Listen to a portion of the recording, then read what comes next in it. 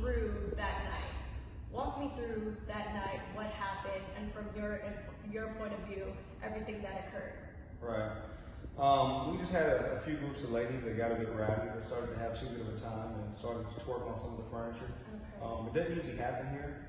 Again, a lot of our customers are women, the majority, and 99% of our customers would never do that. So this is just an isolated incident with a few women, and we talked to them and explained that it wasn't appropriate for the restaurant. Okay. They seemed to understand it. I was very polite, almost begging the customers. And there's some video out there that shows me speaking to them with clasped hands and my hand on my chest, trying to be as polite as possible. But those words didn't work for that group of women back there. And so ultimately I became frustrated, and we asked them to leave the restaurant, or asked them to leave the restaurant. Okay. And so that's it in a nutshell. That's it in a nutshell. Okay, you said those words. Right. So what were those words that you think caused so much, commotion among the community? Yeah, probably saying fuck. When I said get the fuck out of the restaurant. I know people are acting like they haven't heard it before, and I completely understand that. I shouldn't have used that word in addressing them, but I definitely should have told them to get out of the restaurant, because we talked to them time and time again. So, I've apologized many times for people being frustrated that I used the F word. I completely mean that. I 100% mean it. But, we still have a standard here. I'm very, very passionate about this restaurant. I'm passionate about this concept, because when I developed it with women in mind, with our people in mind as well. And so it's an offense to me, but it's also an offense to everybody that I'm attempting to serve. And so that's why I was that passionate about it. But again, I'll be a little bit calmer, or probably let somebody who works for me handle it in the future. Okay, and so I know you said you used the word fuck. Yeah.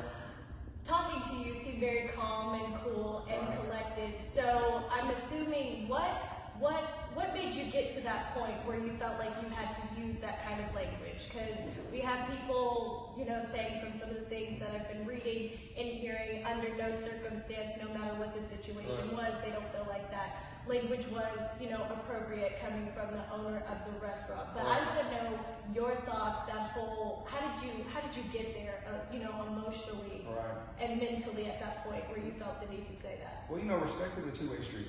You just met me recently when you actually interviewed me, and I gave you the courtesy of this interview. And I think I've been a gentleman to you since you've been here. I'm a gentleman to every customer that comes into the restaurant, male and female. And I was that same way with the customers who came in the church.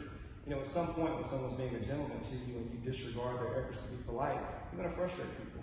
But again, it's no defense of it. I shouldn't have used that word. And so I definitely take that back. Now, one of the things that I will say is there's a big uproar about using the F word, but I question you and everybody who's watching this interview, have you used that word? I'm sure it's probably been said in conversation by most people in the past day or past couple of days. And so I know it's sensationalizing situation. That's probably why it's trending across the country, because the F word was used. But, hey, we're passionate about our concept and we believe in it. There's a lot of blood, sweat, and tears that are put into this restaurant. I've got 70 plus employees that I hired, and I made a decision to hire people who are black and brown. And I'm committed to them as well. These are people that didn't have jobs before. And anybody who comes into this restaurant and disregards what we're trying to create for our people is not only putting the restaurant at risk, but you're putting those people at risk as well. If we have people who are twerking in our restaurant, and instead of being sold out, then maybe we have 70% of the interest that we have now. If we've got 70% of the interest that we have now, I've got to have 70% of the staff that we have. And so I'm very protective of the restaurant. I'm protective of my staff. My staff was bewildered that day. They're mindful of that too.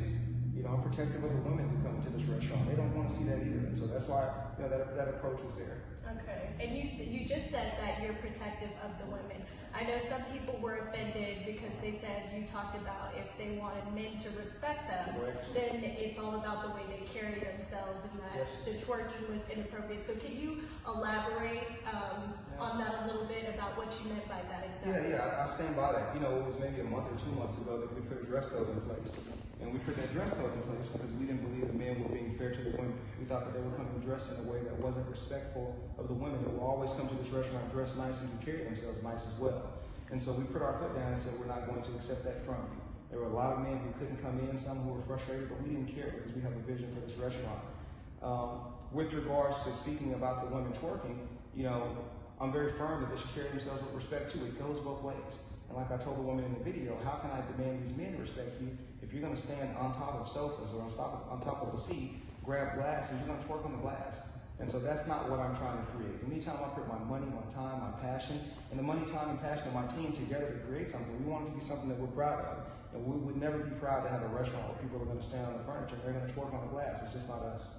You know, as far as twerking being an issue, that's a personal situation. I mean, I'm a guy, I watch rap videos, I'm sure you guys hang out, whatever you do. You know, twerking's a part of life, it's dancing, it's all good.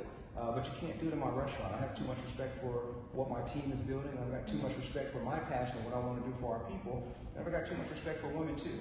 You know, there are a lot of women who are upset about, well, you know, you can't tell them not to twerk. Well, in my restaurant, I can. And you know, what I would encourage a lot of viewers to do is to ask themselves, what vision do you want of women? Do you want a vision of women who are sitting in the restaurant, bopping their head, enjoying the music, or do these women want to be viewed as people who stand on sofas and who grab glasses and twerk? And so that's kind of where I am with the situation. But I'm firm in my position. I feel good about what I do and what I don't want in the restaurant. And I know I can't serve everybody.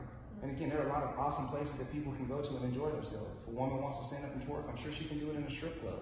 But you can't do it at True Kitchen and Cocktails because we have a different plan for our restaurant. For a restaurant, okay. And one of the other things that I wanted to ask you as well is you mentioned in your, I believe, Facebook post, the safety side of it. You also mentioned how by standing on furniture, someone could fall and someone could hurt themselves.